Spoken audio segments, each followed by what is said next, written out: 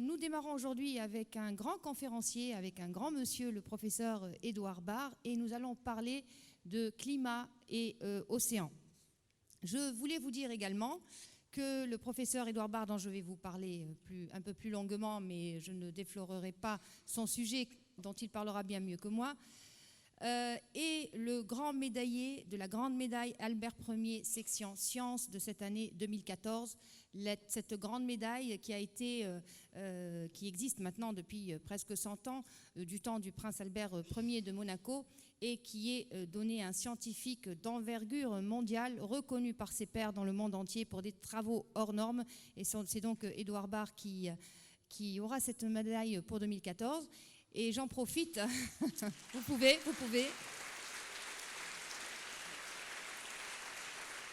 C'est pour vous dire la qualité quand même des conférenciers qui viennent vous voir tous les deuxièmes mercredis du mois. Et donc, notez dans vos agendas dès maintenant, même si je vous enverrai forcément un petit rappel, le 21 octobre, nous aurons donc une après-midi. Alors, l'horaire n'est pas encore totalement défini, mais ce sera vraisemblablement de 15h à 18h. Des conférences avec nos différents médaillés, parce que nous avons Édouard Barr, mais nous avons nos autres médaillés d'autres types de médailles, médiation, prix de thèse, enfin vous allez avoir des gens de grande qualité, et là ce sera ouvert pour la première fois cette année au grand public, parce que généralement ça se faisait en petit comité, et nous l'ouvrons à tous nos conférenciers, à tous nos habitués et auditeurs, nous vous le devons bien, et puis vous pouvez voir un petit peu, ce sera l'occasion de partager et d'échanger comme vous aimez le faire. Voilà, donc notez bien tous le 21 octobre, ici, à la Maison des Océans. Donc, qui est Édouard Barr? Eh bien, c'est un climatologue français de renom et professeur titulaire de la chaire Évolution du climat et de l'océan au Collège de France. Il a d'abord été ingénieur, il a poursuivi ses recherches au commissariat à l'énergie atomique, et puis à l'université de Columbia à New York, et ensuite à l'université de Marseille. Et il est actuellement directeur adjoint du CEREG, c'est-à-dire le Centre de recherche de l'enseignement de géosciences de l'environnement.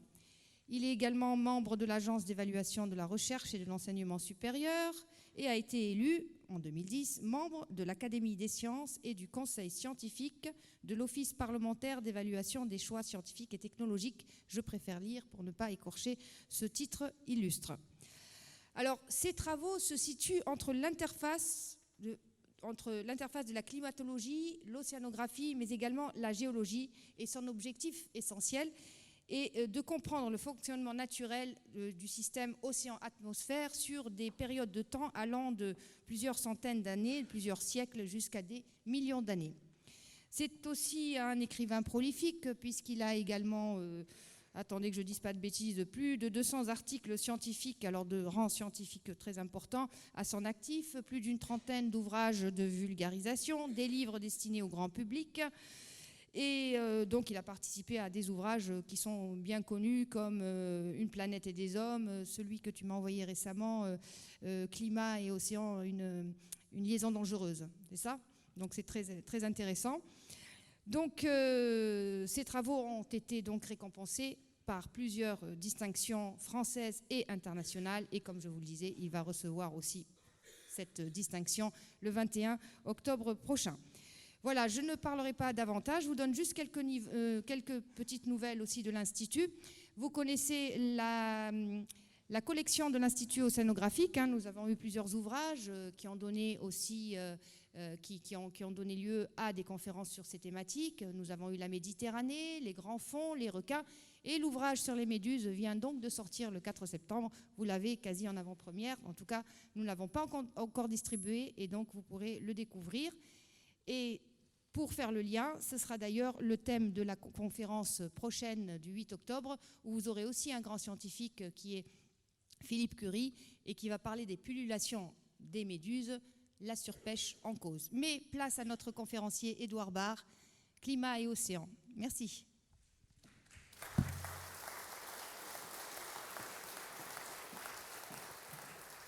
Mesdames, Messieurs, bonsoir.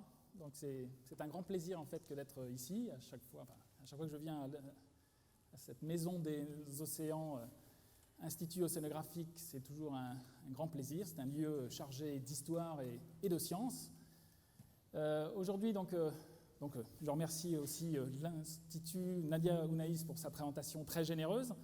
Trop généreuse, c'est toujours difficile de parler après cette énumération de distinctions, etc. Mais le principal sujet qui va nous intéresser aujourd'hui, c'est d'abord de la science. Et je vais essayer de vous parler d'Arctique et de changement climatique. Alors on est loin de l'Arctique. Moi aussi, j'étais ce matin encore à Aix-en-Provence, parce que mon laboratoire est à Aix-en-Provence, dépend de l'université Aix-Marseille, tout en dépendant aussi du Collège de France. Donc une partie de mon activité est à Paris, mais l'essentiel aussi pour ce qui concerne la recherche, nos gros outils, nos machines à remonter le temps et nos spectromètres de masse sont installés essentiellement au CEREJ à Aix-en-Provence, entre Aix et Marseille. Alors j'ai essayé d'éviter de passer à côté des micros.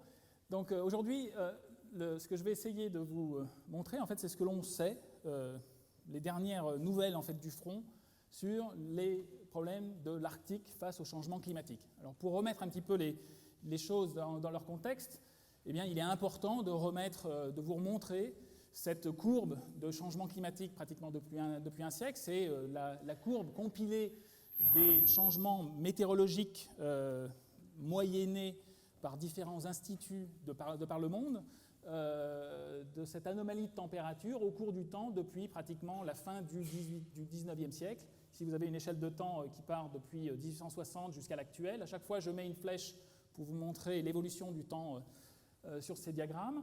Ce qui est important, c'est qu'ici il s'agit en fait de moyennes à l'échelle de la planète. Alors il faut imaginer des dizaines de milliers de stations météorologiques et qui compilent, et de compilations en fait effectuées par différents laboratoires qui, globalement, lorsqu'on regarde les différentes compilations de ces laboratoires indépendants, trouvent tous en fait une augmentation de température qui pratiquement est de l'ordre de 1 degré, avec des fluctuations interannuelles, interdécennales qui peuvent être conséquentes, mais en même temps, je dirais que le résultat global sur ces échelles de temps longues, c'est le fait qu'il y ait un réchauffement de l'ordre de 1 degré.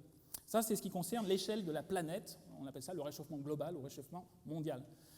Alors maintenant, lorsqu'on regarde un petit peu les choses au niveau de l'Arctique, c'est ça qui va nous intéresser ce soir, il est important de spatialiser, de montrer, de cartographier un petit peu ces changements climatiques. Donc dès qu'on commence à regarder un peu les détails, on voit une complexité qui saute aux yeux, mais en même temps, on voit aussi que les grandes tendances, elles sont véritablement marquées. Ici, vous avez... comparativement à la figure que j'ai montrée auparavant, avec ces différents types de réchauffement sur un siècle, on voit que lorsqu'on regarde spatialement ce réchauffement, en particulier en reportant la tendance moyenne sur 50 ans, alors ici on ne regarde pas les fluctuations interannuelles, on regarde essentiellement la fluctuation sur 50 ans depuis 1960 jusqu'à 2009, on voit essentiellement des changements globalement situés dans le rouge. Ici c'est une échelle qui vous présente des zones marquées soit dans le bleu lorsqu'il y a un refroidissement. Il y a en fait très peu de zones qui sont refroidies sur ces échelles de temps-là, mais on voit essentiellement des zones globalement marquées par un réchauffement. C'est normal puisqu'on a vu que sur les derniers 50 ans, on a effectivement un réchauffement marqué. Maintenant, lorsqu'on regarde justement cette carte du réchauffement, on voit très nettement des zones où ce réchauffement est très amplifié. On voit en particulier une caractéristique qui est le réchauffement marqué sur les continents. On a une amplification continentale.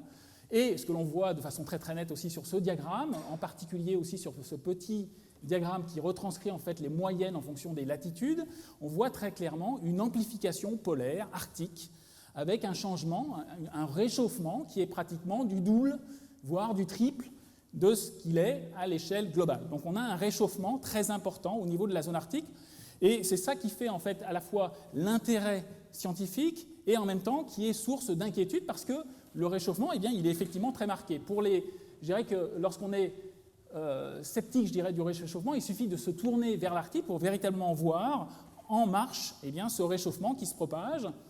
L'Arctique étant essentiellement une région sentinelle à l'échelle de la planète qui est particulièrement vulnérable à ces changements climatiques. Donc il y a une grande sensibilité, on l'a vu là, de l'atmosphère. Je vous ai présenté un paramètre atmosphérique qui est la température de l'air, mais on pourrait en voir d'autres. Il y a aussi, comme on va le voir, des changements océanographiques, des changements des glaces situées au pôle, à la fois la banquise et les glaces stockées sur le Groenland. On verrait aussi des changements de la biosphère, voilà, je retourne en arrière, et ceci à toutes les échelles de temps. Donc on a une grande sensibilité en fait de cette zone arctique, de ce climat arctique au changement climatique. Alors pour bien faire, en fait, il faudrait d'une part considérer, c'est ce que nous allons faire dans un moment, il faudrait considérer en fait les changements des surfaces englacées, en particulier la surface de glace de mer, la banquise.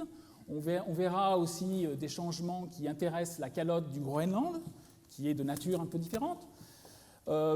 Pour être exhaustif, pour véritablement faire un panorama complet, il faudrait aussi envisager, aborder les changements océanographiques. Ce qu'il faut savoir, c'est que la zone arctique est tout à fait particulière.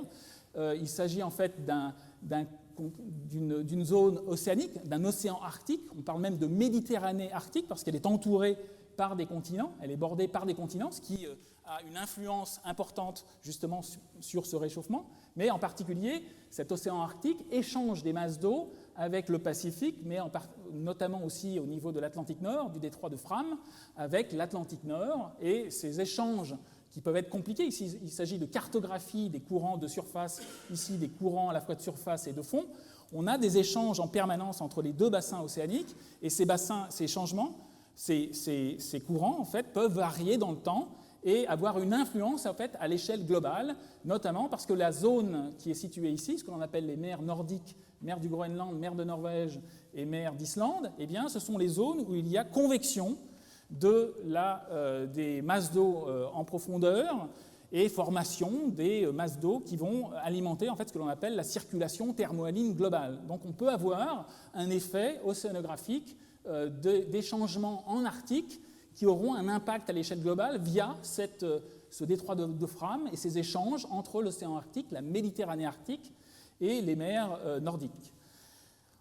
Pour bien faire, il faudrait aussi parler de choses qui intéressent le continent, notamment ce que l'on appelle le pergélisol en français, ou le permafrost en anglais. Ce qu'il faut savoir, c'est que dans ces zones relativement froides au-delà du cercle polaire, sur le continent, ainsi que sur le plateau continental sous-marin, il y a des masses de carbone qui sont effectivement stockées parce que le sol est totalement gelé, stabilise en fait ce carbone, et le carbone qui est stocké en fait dans ces zones de pergélisol. Ici, vous avez différentes photos tout à fait typiques, ici avec une expérience qui est réalisée au laboratoire au CEREJ par une de nos équipes sur des pergélisols au Canada, qui essaye de les réchauffer de façon artificielle pour voir quelle va être leur évolution dans le temps. Eh bien, ce pergélisol, il contient pratiquement 2 fois le stock atmosphérique de carbone, donc potentiellement, il peut aussi contribuer, lorsqu'il y a réchauffement, on peut aussi potentiellement relarguer du gaz carbonique atmosphérique. Donc on s'intéresse effectivement au devenir de ce pergélisol, qui est un autre type, un troisième type de glace. Bien évidemment, il faut aussi s'intéresser aux impacts sur les écosystèmes, notamment la végétation. Alors ici, j'ai juste jeté comme ça quelques photographies que j'ai tirées essentiellement du site web de l'IPEV, l'Institut polaire français, avec juste pour illustrer un peu le propos, mais il y a forcément des impacts qui sont déjà étudiés sur les écosystèmes végétaux, sur les écosystèmes continentaux et les écosystèmes marins, comme nous le verrons. Ici, il s'agit d'un théropode dont nous reparlerons par la suite, en particulier dans le contexte de l'acidification de la zone arctique, de l'océan Arctique. Alors, je vous l'ai dit, l'Arctique, en fait, la zone arctique présente des variations importantes. On va le voir, on l'a vu sur le dernier siècle, sur les derniers 50 ans, mais on pourrait le voir aussi, on pourrait caractériser, matérialiser, illustrer cette sensibilité de la zone arctique en considérant des échelles de temps longues. En particulier, on sait que la zone arctique était beaucoup plus chaude il y a 100 millions d'années. Alors ici, il s'agit juste d'un résumé de quelques études, à la fois une étude de paléotempérature moléculaire avec des températures au niveau du pôle Nord qui étaient de l'ordre de 15 degrés pendant une période assez reculée, présence en fait de reptiles ressemblant à des crocodiles dans cette zone, des arbres qui ressemblent à des arbres à pin, donc véritablement un climat tout à fait différent. Il suffit de trouver en fait ces évidences paléontologiques ou géochimiques pour véritablement montrer que le climat de l'Arctique peut véritablement varier de façon très importante, un contraste vraiment saisissant entre ces conditions de l'époque, d'une époque reculée, il y a entre 70 et 100 millions d'années par rapport au présent, et donc des fluctuations climatiques indéniables. Donc une grande sensibilité aussi à long terme. L'Arctique a été aussi une région beaucoup plus froide qu'elle ne l'est actuellement, notamment pendant les périodes glaciaires. Alors pour résumer, encore une fois, je ne vais pas faire un cours justement sur ces périodes glaciaires, mais pour résumer un petit peu les choses, ici je vous présente deux cartographies de l'hémisphère nord pendant la période actuelle, comparées avec la même situation il y a à peu près 20 000 ans, pendant la dernière grande glaciation. Et pendant cette glaciation, eh bien, il y avait des calottes de glace beaucoup plus importantes qu'à l'heure actuelle. Donc le Groenland était effectivement un peu plus gros, mais il y avait en particulier sur tout le nord de l'Europe la calotte phénoscandienne, sur le Canada une énorme calotte de glace de 4 km d'épaisseur, la calotte laurentide.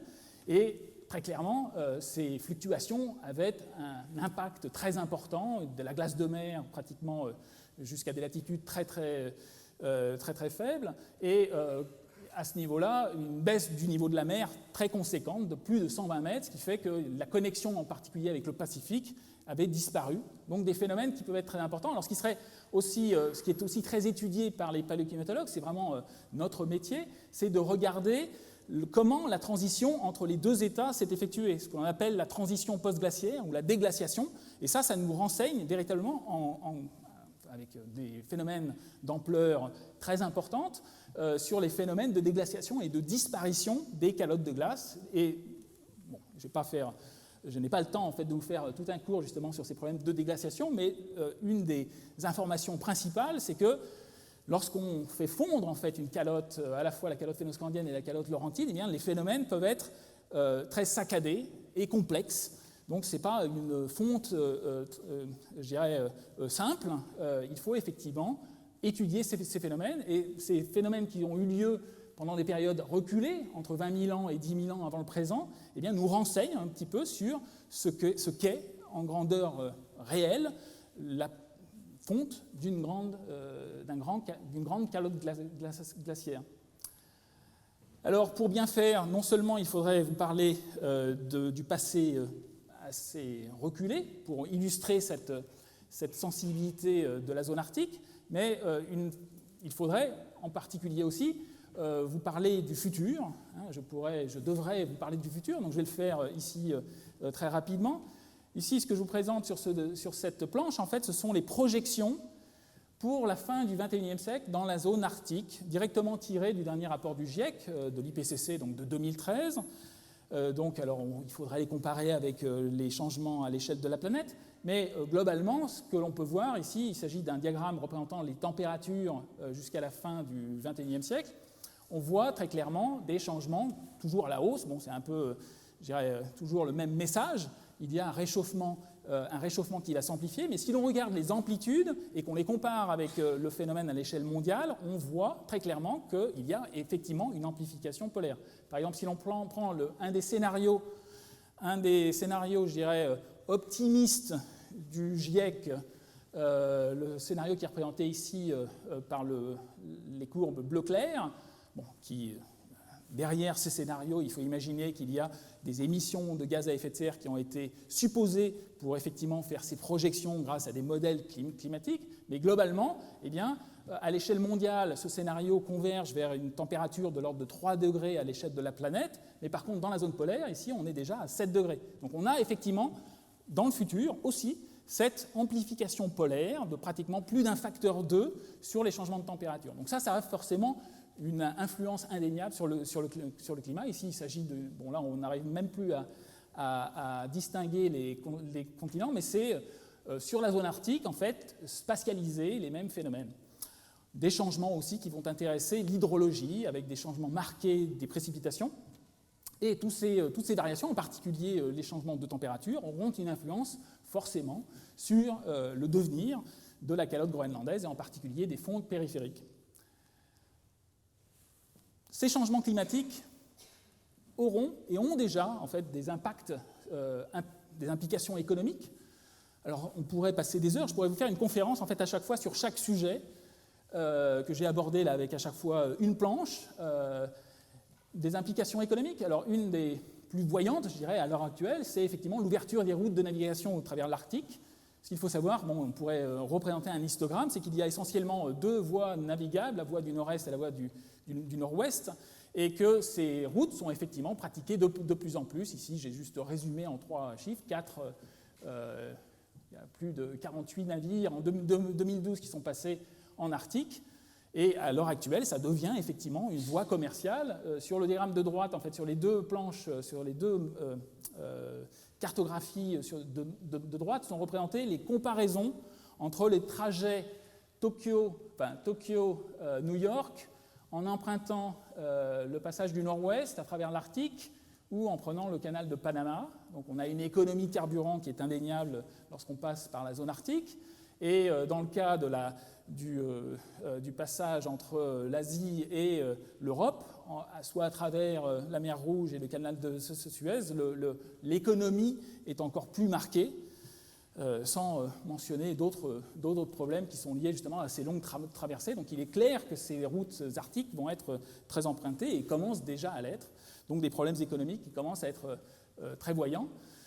Alors, de façon connexe, je dirais, avec les problèmes de climatologie, il y a aussi un transport des polluants qui commence à être un souci, une source d'inquiétude pour les scientifiques. Alors, on pourrait parler pendant des heures de ces problèmes de transport spécifiques de polluants vers l'Arctique. Ici, je le résume un petit peu en 2 figures qui vous montrent en fait des cartographies datées, particulièrement, qui montrent en fait la propagation très rapide en fait, des oxydes d'azote et des particules carbonées qui sont issues des feux, soit des feux agricoles, soit des feux naturels de la forêt boréale qui est située à haute latitude et qui vont directement impacter la zone arctique, à la fois l'océan, mais aussi la calotte groenlandaise. Donc il y a, et ces pollutions peuvent avoir des effets ensuite de rétroaction sur le climat. Pas toutes, mais certaines peuvent l'avoir. Donc des problèmes qui nous intéressent aussi à l'échelle de la planète, parce que les échanges à travers l'atmosphère se font à l'échelle mondiale. Donc sur chacun de ces sujets, on pourrait passer plus d'1 heure, et je ne pourrais pas le faire aujourd'hui, parce que ce serait beaucoup trop conséquent. Essayer de tout résumer, même en l'ayant fait là, pendant 10 minutes, ça ne vous donnerait pas, je dirais, une idée complète de chaque sujet. Et fort heureusement, en fait, j'ai co-organisé avec d'autres 2 colloques importants qui ont eu lieu à la fois au Collège de France et dans d'autres lieux, pour clôturer en particulier la 4e année polaire internationale. Et c'était un colloque en 2009, qui a été organisé en partenariat avec le Sénat. Mais encore une fois, les conférences ont été effectuées au Collège de France. Et beaucoup plus récemment, en 2013, nous avons eu un colloque sur 4 jours plutôt, sur l'Arctique et les grands enjeux scientifiques, sur le chantier arctique français, avec de nombreuses conférences qui ont eu lieu donc, au Collège de France. Et si vous êtes intéressé par tous ces sujets et par ces conférences dédiées à chaque petit sujet que j'ai mentionné lors de cette introduction, je dirais, à ma conférence, eh bien, je vous conseille en fait de regarder les vidéos qui sont directement mises en ligne en fait sur le site web du Collège de France. Mais pour aujourd'hui, donc, parce que c'est impossible en fait de faire un résumé global de toutes ces conférences et de synthétiser sans vraiment caricaturer et trop simplifier, j'ai décidé en fait de vous parler essentiellement de 3 phénomènes, de 3 aspects qui me semblent les plus importants, et pour vous montrer en fait des choses qui ont varié vraiment très récemment, où on a en fait de l'information en plus très récente sur ces variations indéniables. Donc nous allons parler encore plus précisément aujourd'hui, c'est ça maintenant qui va être le sujet de ma conférence, des glaces, de la calotte du Groenland, de la banquise de l'Arctique, et un sujet connexe qui est important aussi, c'est la dissolution du gaz carbonique atmosphérique dans la zone arctique, parce que cette zone arctique, eh bien, avec cette couverture de la banquise qui se réduit, eh bien, elle peut pomper le gaz carbonique atmosphérique de façon beaucoup plus importante. Et donc, ce sont des choses qui sont étudiées par les scientifiques. Donc, je vais vous donner un petit peu les dernières nouvelles du front sur ces sujets.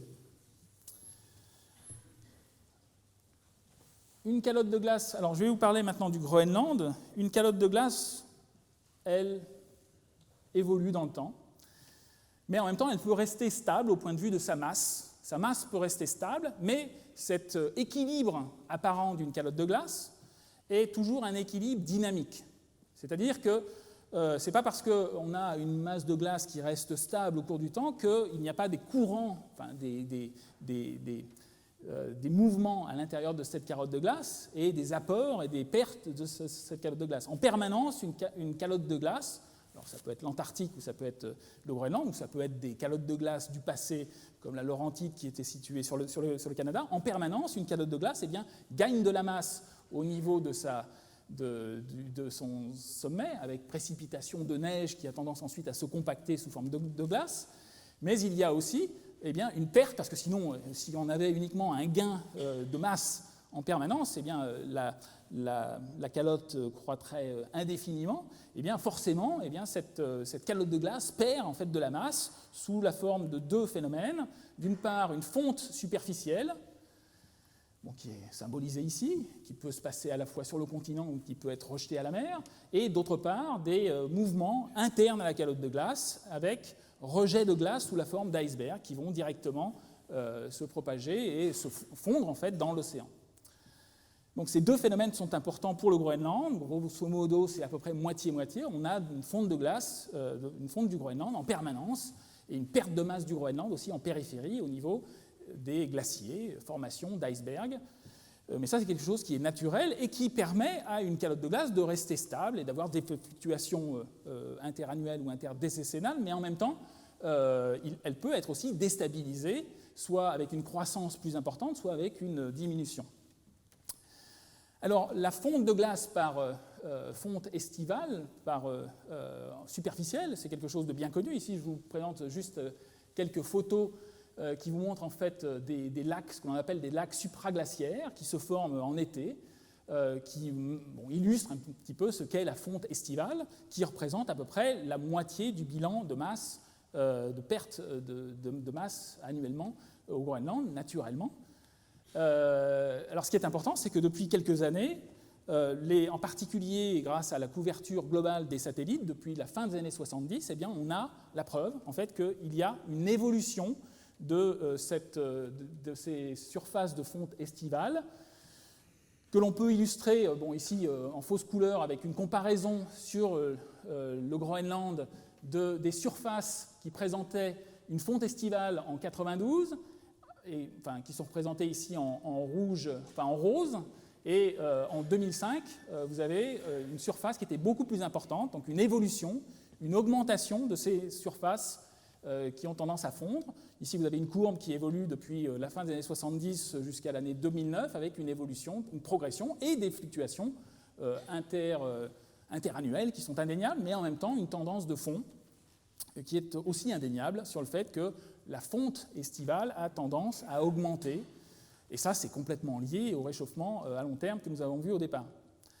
Alors, 2012, là, je vous ai montré une progression qui va jusqu'à 2009. 2012 était même une année totalement exceptionnelle. En fait, il y a même eu carrément à un moment de cette année, pratiquement 97% du Groenland qui fondait en surface. Alors, ça ne veut pas dire que l'énorme calotte de glace qui fait plusieurs kilomètres d'épaisseur va disparaître. Ça veut dire simplement que la surface, même au sommet du Groenland, était en train de fondre pendant l'été, et bien évidemment, en hiver, la glace se reforme. Mais sur les côtés, cette glace qui fond a tendance à aller vers l'océan.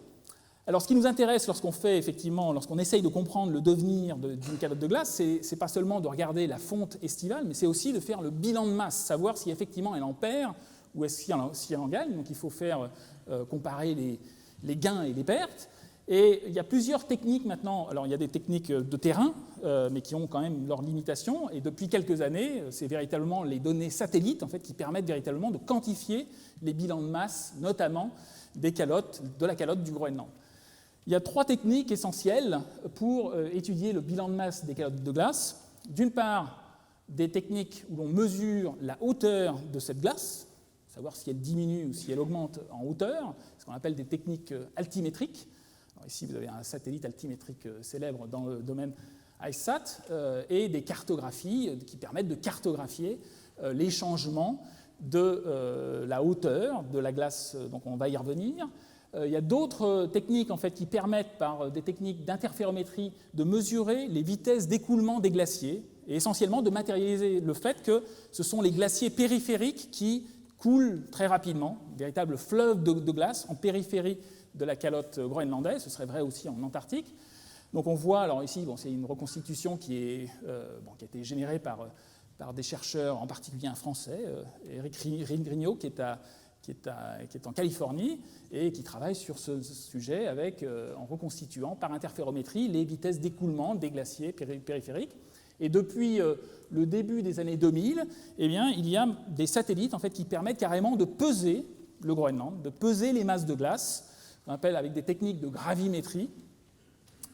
C'est ce qu'on appelle l'expérience GRACE, qui depuis 2002 permet de quantifier le bilan de masse exprimé en tonnes de glace du Groenland. Essentiellement, on a 2 satellites en fait, qui se suivent. Enfin, c'est assez merveilleux lorsqu'on y pense. Il y a 2 satellites qui sont représentés ici. Bon, là, c'est une vue d'artiste. 2 satellites qui se suivent à 200 km l'un de l'autre et dont la distance entre les 2 satellites est contrôlée à 10 microns près. Lorsque ces 2 satellites avancent et tournent autour de la Terre, bon, ils peuvent passer au-dessus d'une montagne, passer au-dessus d'une calotte de glace. Si tout se passe bien, s'il n'y a pas d'évolution, enfin, la distance entre les 2 satellites va évoluer, mais est complètement liée à quelque chose qui est statique, qui n'évolue pas dans le temps. Par contre, s'il y a disparition d'une calotte de glace, au moins partiellement, eh bien, le premier satellite va la voir, va être attiré ou va être moins attiré justement par cette calotte de glace lorsqu'il va arriver à proximité. Et donc, en détectant les différences d'espacement entre les 2 satellites, on peut mesurer les changements gravimétriques, les changements de la masse des calottes de glace et de l'océan aussi. Donc il y a plusieurs techniques qui sont utilisées, mais essentiellement, cette expérience depuis 2002 est merveilleuse parce qu'elle permet de cartographier les changements. Alors je vous ai promis en fait les dernières nouvelles du front. Les voici pour ce qui concerne en fait les données GRACE. Donc encore une fois le petit graphique qui représente cette expérience avec ces 2 satellites, mais là bon, il faut imaginer 200 km entre les 2. Et ces 2 cartographies en fait vous reconstituent en fausse couleur les données GRACE d'évolution de la masse du Groenland exprimée en centimètres d'eau par année. Bon. Et globalement, c'est les pertes de masse quand elles sont représentées ici avec des couleurs violettes. Donc on est dans les chiffres négatifs. Et lorsqu'on est en positif, eh bien, on a un gain de masse. Et ce qui est intéressant, c'est que les données GRACE maintenant intéressent plus d'une décennie, enfin pratiquement plus d'une décennie. Donc, et dans cette étude très récente, les chercheurs en fait, ont divisé la série temporelle pour montrer en fait qu'il y a une évolution entre la première période, 2003 à 2006, par rapport à 2006 à 2012. On voit très clairement qu'il y a une augmentation des surfaces, enfin de la zone de perte de masse du Groenland et une intensification pratiquement sur toute la bordure ouest du Groenland de ces pertes de masse. On a aussi une perte de masse qui n'existait pas auparavant carrément dans le nord du Groenland. La seule zone en fait, qui gagne encore de la masse, c'est la zone centrale. Donc il est possible aussi, à partir de ces données GRACE, de les intégrer sur toute la surface du Groenland et d'exprimer cette perte de masse mensuelle et de l'exprimer dans un diagramme en fonction du temps, depuis 2003, depuis le début de cette expérience jusqu'à 2013, pour montrer en fait qu'il y a une évolution qui est tout à fait indéniable. Ici, on a vraiment une diminution, une perte de masse qui est, lorsqu'on trace une droite et qu'on fait une moyenne de cette diminution de la masse du Groenland, de la masse de glace stockée sur le Groenland, eh bien, on trouve à peu près 260 milliards de tonnes par an, ce qui correspond, lorsqu'on intègre ça sur la surface de l'océan, à peu près à 0,7 mm par an. Donc c'est vraiment un contributeur. À l'heure actuelle, le Groenland est véritablement un contributeur important dans l'augmentation du niveau de la mer que l'on observe avec d'autres satellites, les satellites altimétriques océaniques, qui montrent en fait que le niveau de la mer monte de l'ordre de 3 mm par an.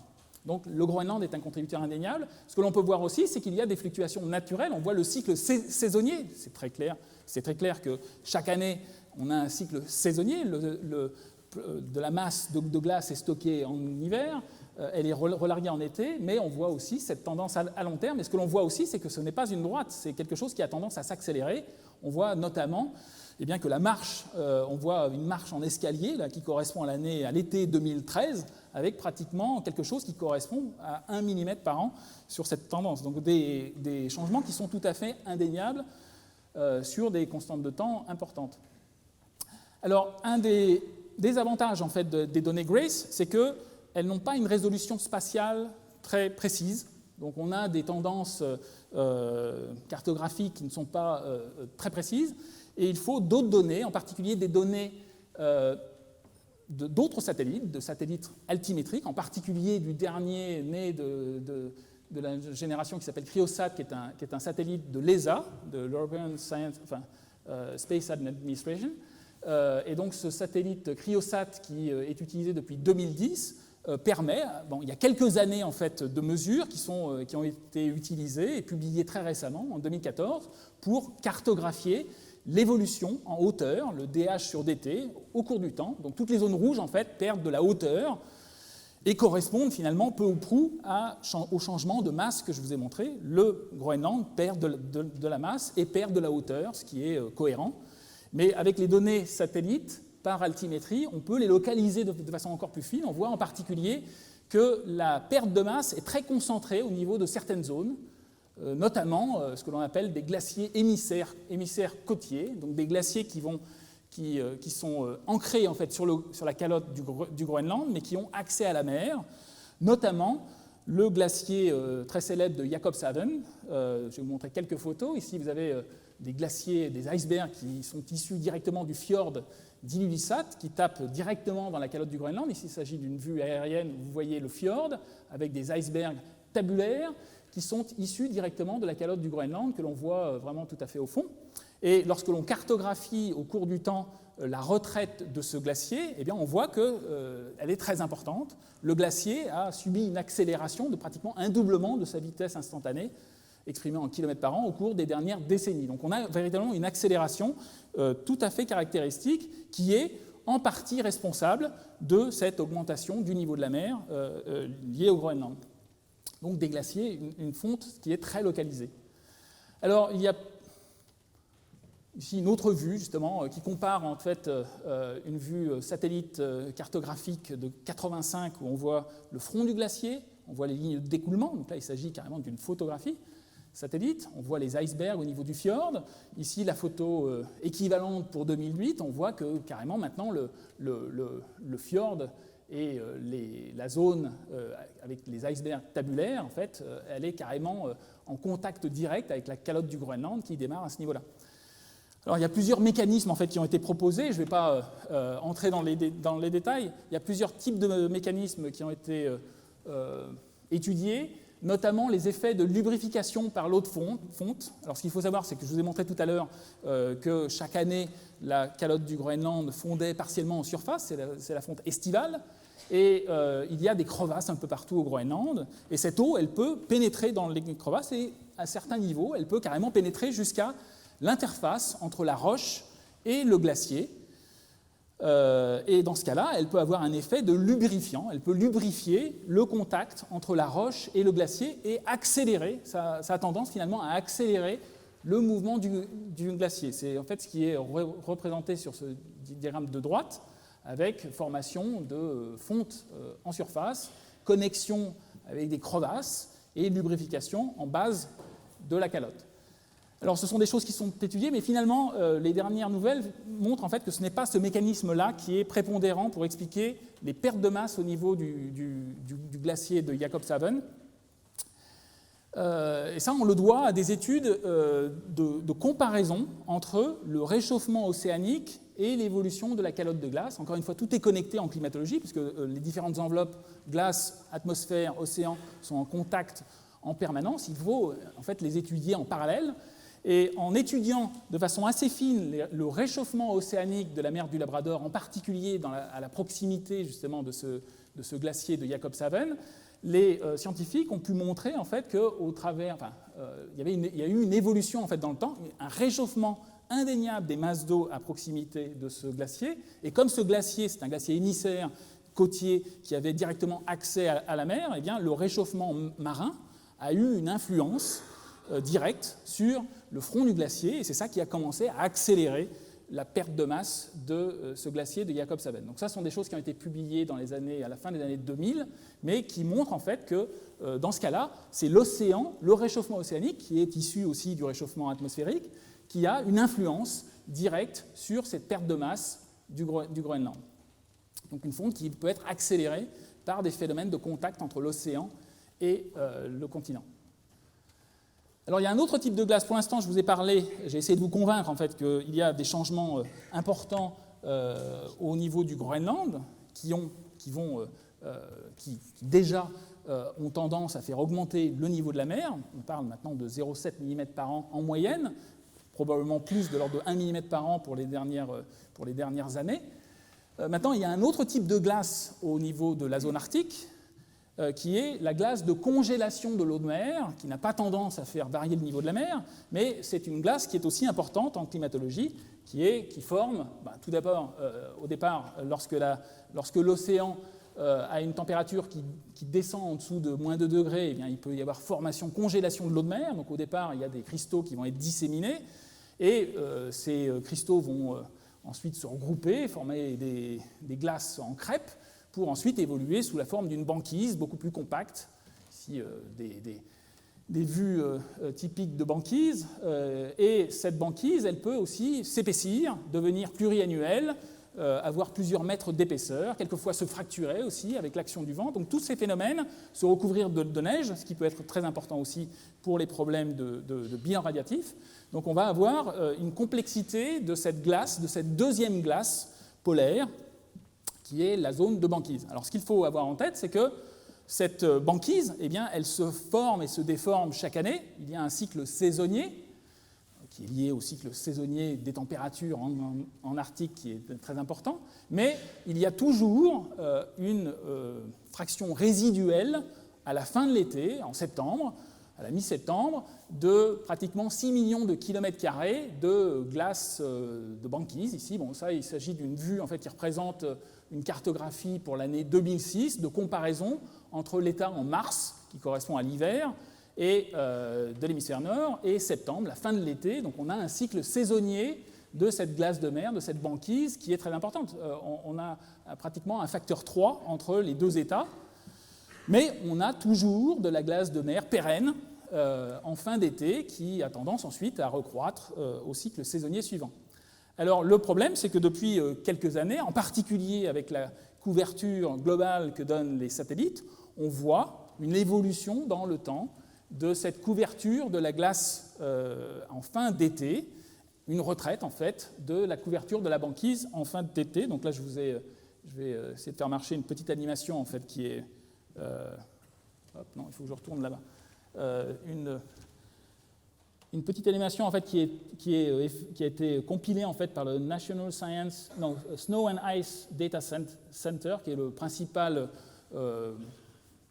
laboratoire de recherche aux États-Unis qui compile en fait, toutes ces données sur les glaces à la fois en mer et à terre, donc qui est à Boulder dans le Colorado.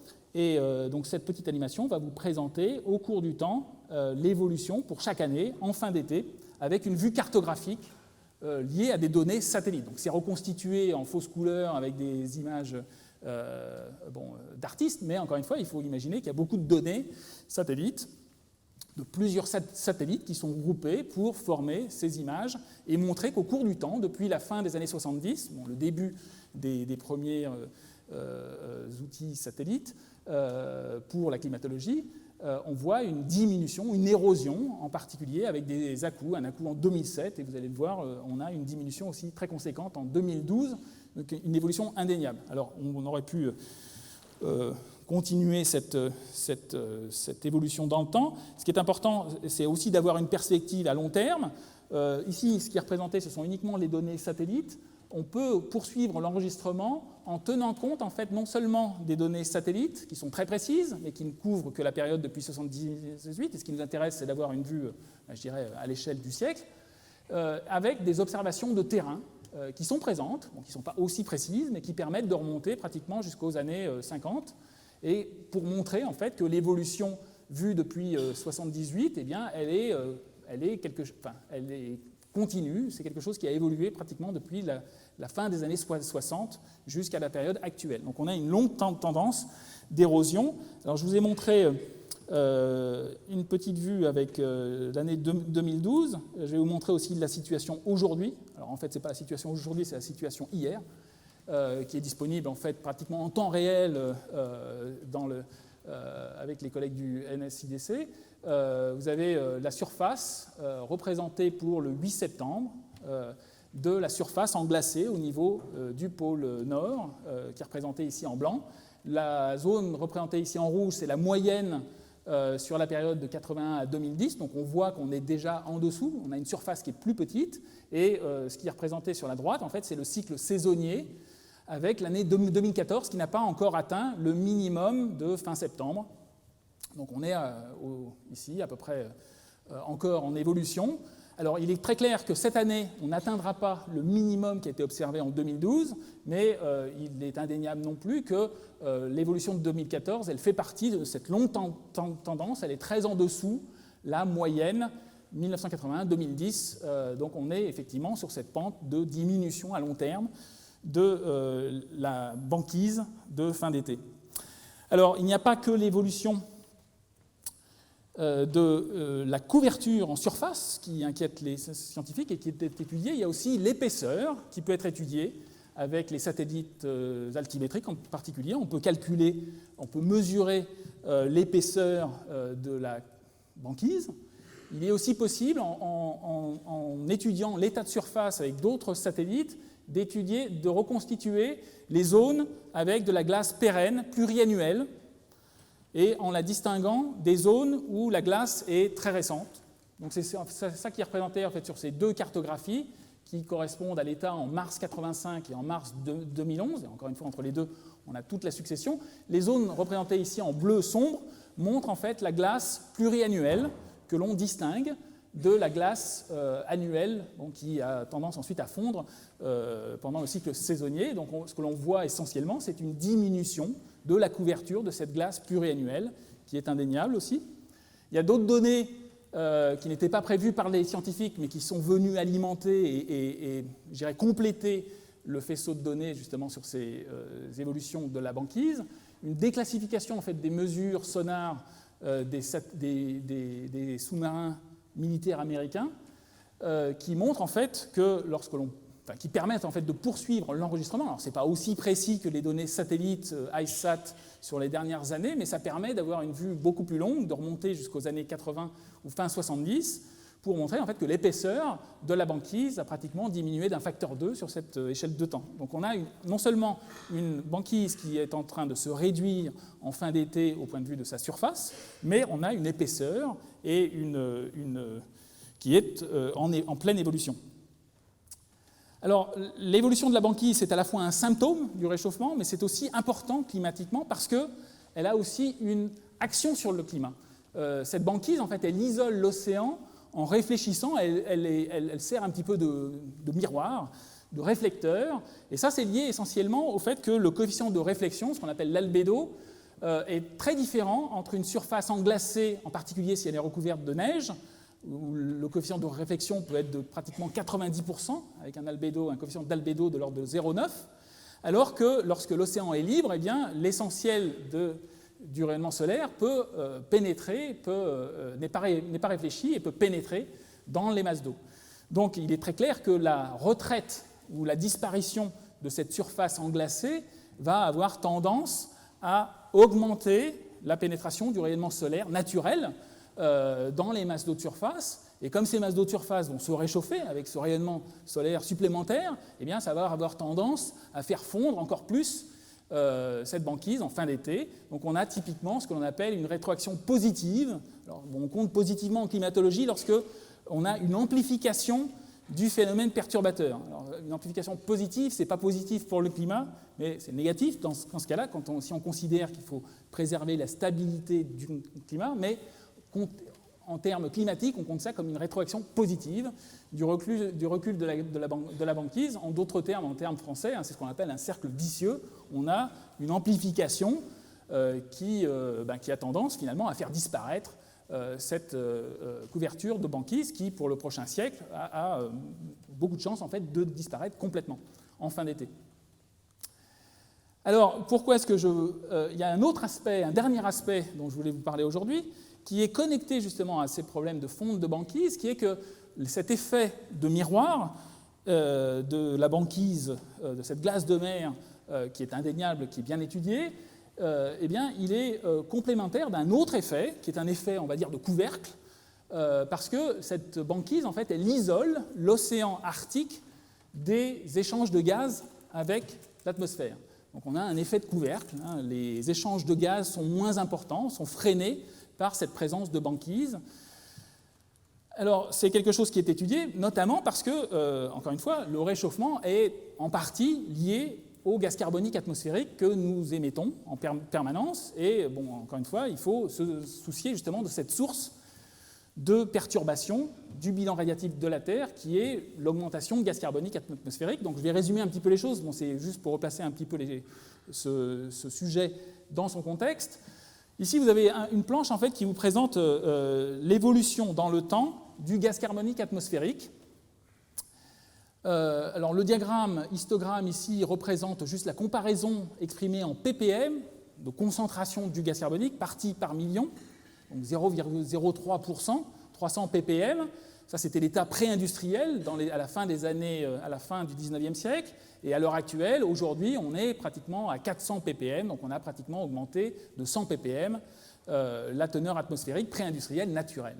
Et ça, c'est essentiellement lié à la société industrielle avec la combustion de charbon, de pétrole, de gaz. Les cimenteries ont une petite contribution. Il y a aussi la déforestation qui a été importante dans le passé.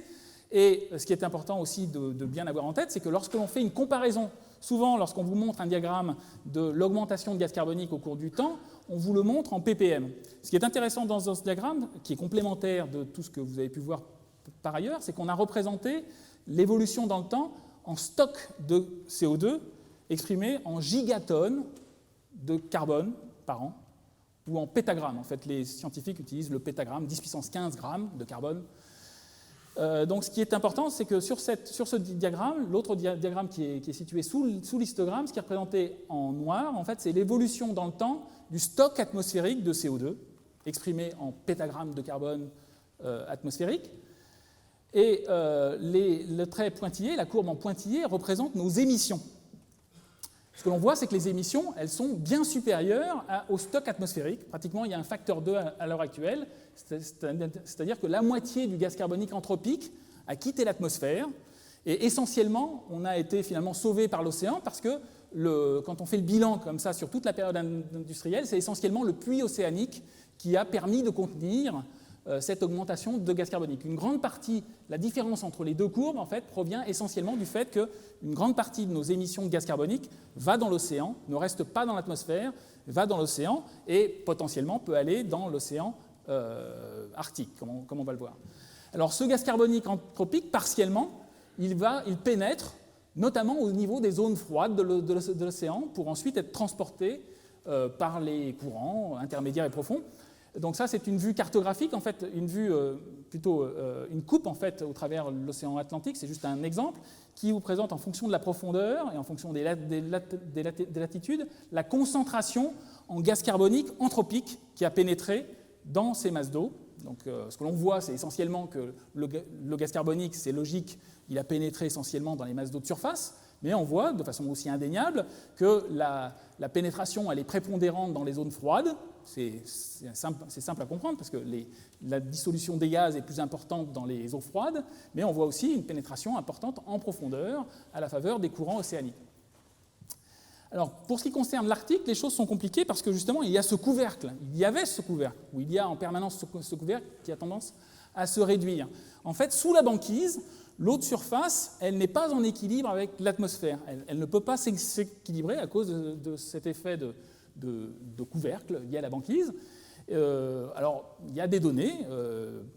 Encore une fois, il s'agit à chaque fois, j'essaye de vous représenter en fait des diagrammes tirés de véritables articles de littérature, donc ça peut paraître un petit peu cryptique, mais tous les petits points là, de mesure représentés avec des couleurs soit bleues, soit rouges, montrent en fait des points de mesure qui ont été obtenus récemment par des océanographes chimistes qui ont prélevé de l'eau de surface sous la banquise et qui montrent en fait les teneurs en P de CO2, ce qu'on appelle les fugacités en CO2 des masses d'eau de surface à travers l'océan Arctique. Ce qu'il faut voir, c'est qu'essentiellement, on est dans le bleu, alors que si elles étaient en équilibre avec l'atmosphère, elles devraient être représentées en rouge, puisqu'on a atteint maintenant une teneur de l'ordre de 400 ppm. Donc on devrait être dans ces zones rouges si il y avait équilibre entre l'atmosphère et l'océan. Or, ce que l'on voit, c'est qu'il y a un déséquilibre important, et ça, c'est essentiellement lié au fait qu'il y a une couverture de glace globalement pérenne.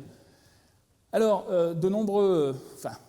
tout à fait au départ, les gens se sont dit peut-être que, il y a peut-être un bien à un mal, c'est que la disparition de le retrait de cette banquise arctique va peut-être favoriser le pompage du gaz carbonique par dissolution du gaz carbonique, donc ça va diminuer partiellement la cause du réchauffement.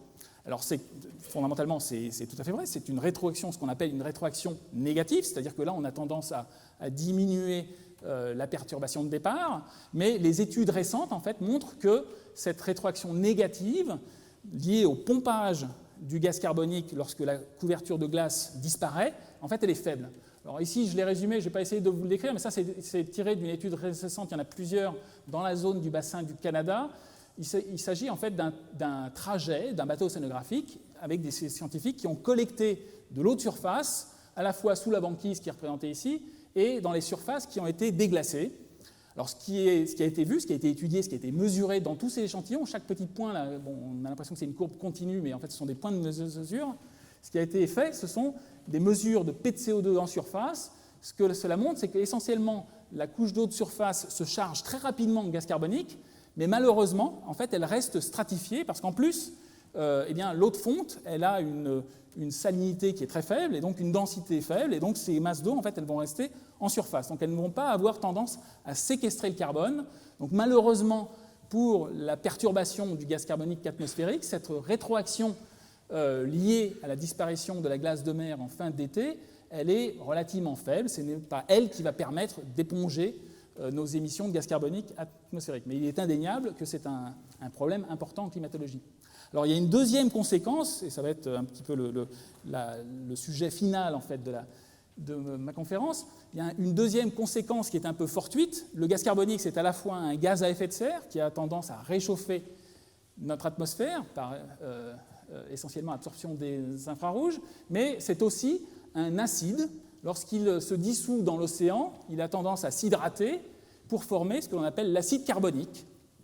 Et cet acide carbonique, il a tendance à acidifier les masses d'eau de surface et notamment à pomper, lorsqu'il se neutralise, lorsque le gaz carbonique, l'acide carbonique se neutralise, il a tendance en fait à pomper des ions carbonates, CO3 des masses d'eau, ce qui a tendance en fait à gêner la synthèse de calcaire par des organismes qui sont adaptés et qui ont des coquilles calcaires, en particulier, ici je vous représente encore le ptéropode, dont la coquille est formée d'aragonite. Alors ce qu'il faut savoir, c'est que lorsqu'on considère justement ces problèmes d'acidification et de précipitation de calcaire, c'est que naturellement, à cause de la température et à cause de la circulation des masses d'eau, mais essentiellement à cause de la température, la zone arctique, l'océan de surface arctique, naturellement, était proche de la sous-saturation. Ici, vous avez une cartographie de l'état naturel. Alors bon, c'est assez compliqué parce que c'est un degré de saturation, un paramètre qu'on appelle le paramètre oméga. Pour faire simple, lorsqu'il est situé dans le blanc, on est en zone sous-saturée. Le carbonate de calcium ne peut pas précipiter. On ne peut pas avoir formation de coquilles de calcaire. Et par contre, lorsqu'on est situé dans les zones bleues, on est très sursaturé. Le calcaire peut se former très facilement. Ce qu'il faut voir, c'est que cette cartographie, encore une fois, elle est liée à beaucoup de chimie océanique, beaucoup de points de mesure, mais essentiellement, les zones polaires, notamment la zone arctique, elle est très proche de la sous-saturation. On était situé, ça c'est une carte qui a été établie pour l'état pré-industriel, on était très proche de cet index oméga égale 1, ou voisin de 1, donc on était très proche de la sous-saturation. Vous voyez aussi que sous les tropiques, là où il y a par exemple les coraux, qui sont représentés ici en rouge, eh bien les coraux sont effectivement sensibles à cette acidification, mais on est quand même dans une zone qui est très sursaturée, ce qui fait qu'il y a encore un peu de temps, alors que c'est la zone arctique finalement qui est la plus sensible à ces problèmes d'acidification et de perturbation des organismes calcaires, parce qu'on était déjà très proche de la sous-saturation. Donc depuis quelques années, donc, ce que j'essaye, c'est de vous montrer, de vous illustrer les dernières nouvelles du front. Depuis quelques années, on a vraiment la preuve que certaines zones maintenant sont devenues sous-saturées en carbonate de calcium. Pour le carbonate de calcium, en particulier l'aragonite, ici il s'agit d'études assez récentes qui vous montrent en fait que dans le bassin du Canada, entre l'état pré-industriel, le milieu des années 90 et les années 2000, eh bien, on a eu une évolution de ce paramètre oméga. Bon, encore une fois, c'est quelque chose qui se mesure en chimie du gaz carbonique océanique, et que cette diminution conséquente en fait, du paramètre oméga, donc on passe d'un océan de surface sursaturé pour l'aragonite à un océan de surface qui est sous-saturé, et ceci est directement lié justement à cette fonte de glace de mer, à cette fraction de fonte de glace de mer. Donc on a véritablement maintenant les premières évidences en fait, de sous-saturation vraie, ce qui va perturber en particulier ces fameux ptéropodes de la zone arctique. Alors les scientifiques s'intéressent à ces phénomènes, non seulement les chimistes, mais en plus, comme ça intéresse aussi des organismes biologiques et des écosystèmes entiers, des scientifiques vont dans la zone arctique pour essayer de comprendre. Alors il y a des expériences qui sont faites en laboratoire, à Monaco, mais il y a aussi des expériences en plein océan. Ici, il s'agit de ce qu'on appelle les mésocosmes du Guéomar, qui est un laboratoire qui est à Kiel, où l'on a des scientifiques en fait, qui emprisonnent de l'eau de mer et un écosystème entier pour essayer de créer une petite perturbation supplémentaire pour étudier ce qui va se passer dans un futur proche ou dans les prochaines décennies. Donc des expériences qui sont en cours avec un enrichissement artificiel pour véritablement voir ce qui va se passer, notamment dans la zone arctique. Hein. Là, ce qui est étudié par le Guéomar, c'est essentiellement la zone du Spitzberg. Bon, c'est plus pratique que la zone de l'océan Arctique vrai, mais encore une fois, les phénomènes sont étudiés dans les deux cas. Donc voilà un petit peu ce que je voulais vous dire aujourd'hui pour illustrer un peu les choses sur 3 paramètres, à mon avis, fondamentaux. J'ai essayé de vous convaincre en fait, que les températures et les glaces de l'Arctique varient vraiment de façon significative, c'est vraiment indéniable. Lorsqu'on regarde en particulier les données gravimétriques, lorsqu'on pèse cette calotte de glace du Groenland, on voit qu'elle perd de la masse de façon significative, que c'est en train de s'accélérer. On voit très clairement aussi que cette amplification polaire, qui est relativement bien comprise par modélisation, c'est quelque chose qui devrait s'accélérer. Alors on pourrait le voir en particulier sur les projections du GIEC, de l'IPCC 2013, mais c'est quelque chose qui est connu depuis des décennies, en fait. Il n'y a rien de nouveau à ce sujet-là dans les derniers rapports. C'est quelque chose qui est avec la science climatologique depuis quelques décennies. Et on voit maintenant, sont déjà perceptibles en fait, d'autres changements qui n'ont pas un impact encore très important, mais le simple fait que l'on puisse les observer montre que les changements sont véritablement en marche, parce que tous ces changements océanographiques ou glaciologiques ou chimiques pour ce qui concerne l'océan sont des changements qui ont une inertie importante. Et donc lorsqu'on commence à voir des changements perceptibles, c'est que le changement est en marche. Voilà, je vous remercie pour votre attention.